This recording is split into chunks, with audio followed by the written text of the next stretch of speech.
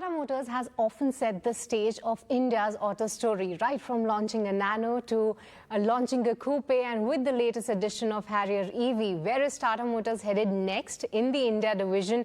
Let's try to decode that with none other than Mr. Shailesh Chandra, who has been heading the passenger vehicle and the electric mobility division as well. So, Mr. Chandra, firstly, let's try to draw the picture of the Indian automotive industry, because what the projections say is that it's expected to be quite a subdued growth for the industry. There are challenges in the EV side. Companies have been taking discounts and pushing discounts rather to support the sales.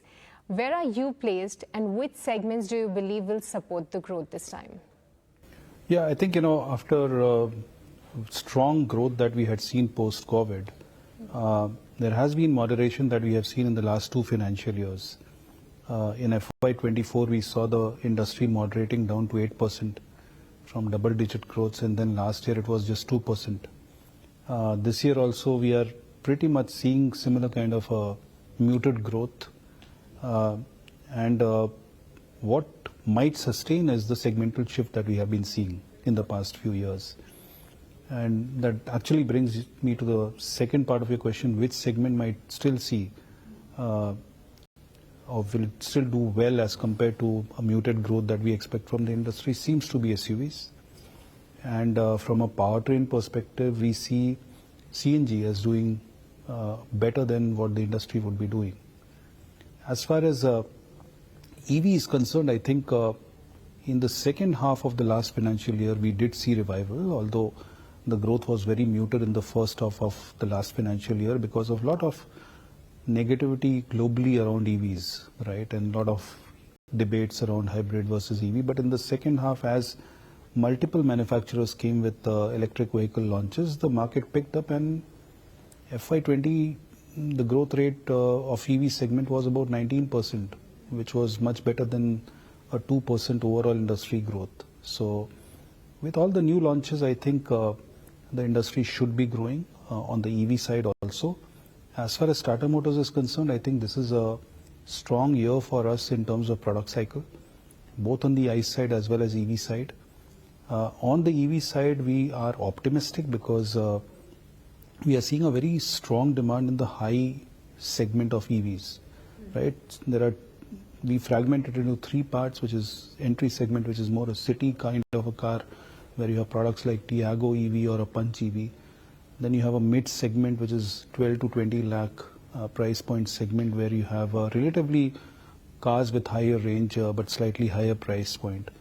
But still you have range remaining as a residual barrier. But in high SUVs, where we have launched the Harrier EV, as you mentioned right now, is seeing significant traction that segment because of most of the barriers to electrification is taken care of. Price parity with ICE, range is above 500 kilometers, and therefore people are more comfortable and compare with the ICE choices that they are making.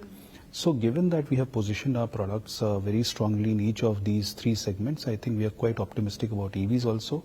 On the ICE side, we have had the issue of aging of our hatches. Altroz and Tiago both have got a refresh this year, so we are very optimistic there. We are also going to launch Sierra as a new nameplate on the SUV side. So broadly, this is a good year for us from a product cycle perspective.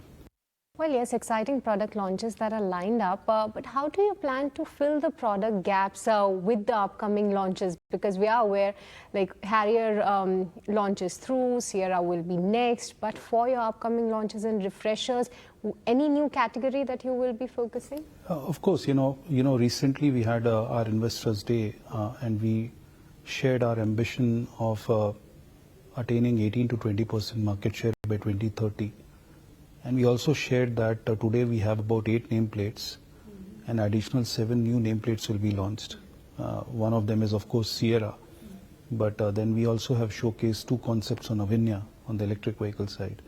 Additionally, we might have two nameplates on the ICE side, additional new nameplates, and 2 additional on the EV side. This will be to increase our addressable market, which essentially is the gaps, as you say, gaps of certain segments where we are not present today. So these products will be addressing those gaps which are there. And as and when we decide and we are ready to share with you which exactly those segments are, we will share it at the right time. All right, all eyes on that. But Mr. Chandra, you have been the leader in the EV space. If we see the global picture of the EV industry, that is not shaping that well versus what was anticipated maybe 2 to 3 years before. Also, the biggest market, that is China, they are undergoing price cuts with a substantial number. Back home, how do you see the price parity playing between ICE and EV? And do you believe that going ahead in few years, India can also be one of those markets where we will have the EVs priced attractively, or the industry will be forced to do that? Maybe if you can share your thoughts there. Yeah, I think, the India story has been, or the playbook has been quite different than what it has been globally. We have a very different challenge, when it comes to increasing the penetration of electric vehicles as compared to, because our flexibilities are less. For example, the median price of cars in India would be $10,000, whereas in Europe or more developed countries it would be $35,000, $40,000. So we have affordability also to be addressed. At the same time, you have to ensure that all barriers around range, charging infra, all has to be taken care of. So we have to do more with less, that kind of a situation. I believe that Indian consumers are also very, very smart and savvy in terms of the choices that they make. An electric vehicle delivers a lot of additional value for the buyers, whether it is the operating cost, which is running cost of the car is less, and some of the smart buyers we already see are going for electric vehicle because of the running cost advantage that they have.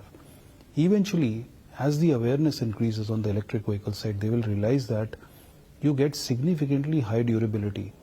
In ICE cars, you get 40,000 or a 60,000 kilometer warranty for 2-3 years, whereas in electric vehicle you are getting 8 years, unlimited for Harrier EV, as you would have seen.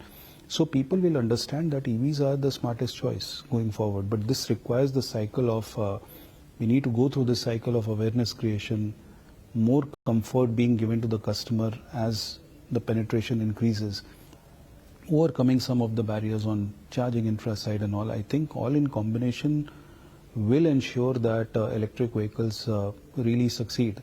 On top of that, the governmental support which is coming in form of incentives, in terms of lower taxation, state governments also supporting it, the regulations also in a way shaping things towards this destination technology.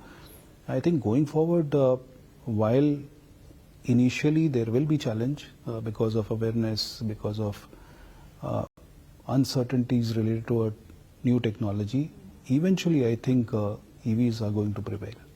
But that's the whole challenge, that the government incentives are seen to be taken aback, and the other technology, I know that you have spoken much about it, but that is taking the main seat now. Your thoughts?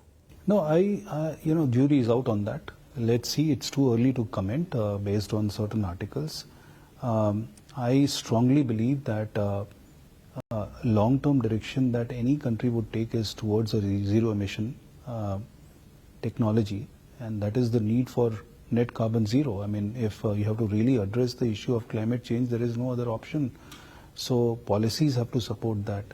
Adoption will happen because electric vehicles will always offer a better proposition because of all the reasons which I said.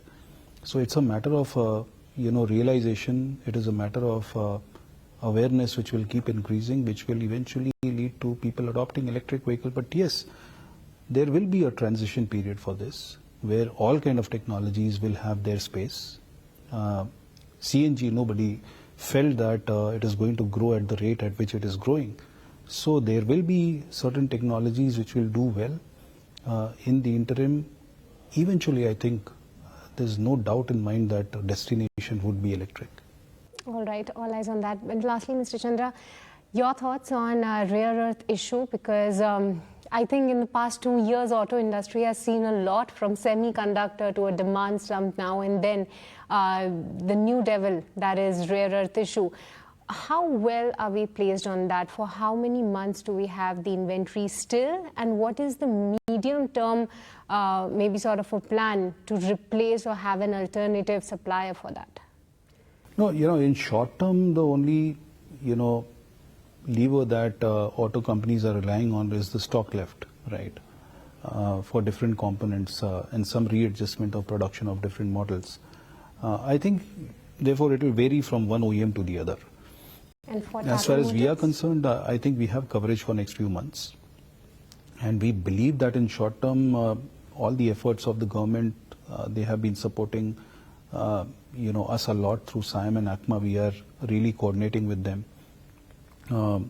Ministry of Commerce has also reached out to the ambassador in China. So a lot of, coordination is happening, and I believe that with all these efforts, we should be able to sort this issue out. There are solutions in mid to long term that I think we are already considering and we'll work towards.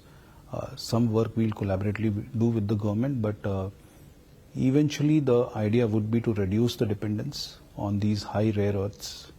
There are about 17, elements, which come into focus. For us, it is about 7.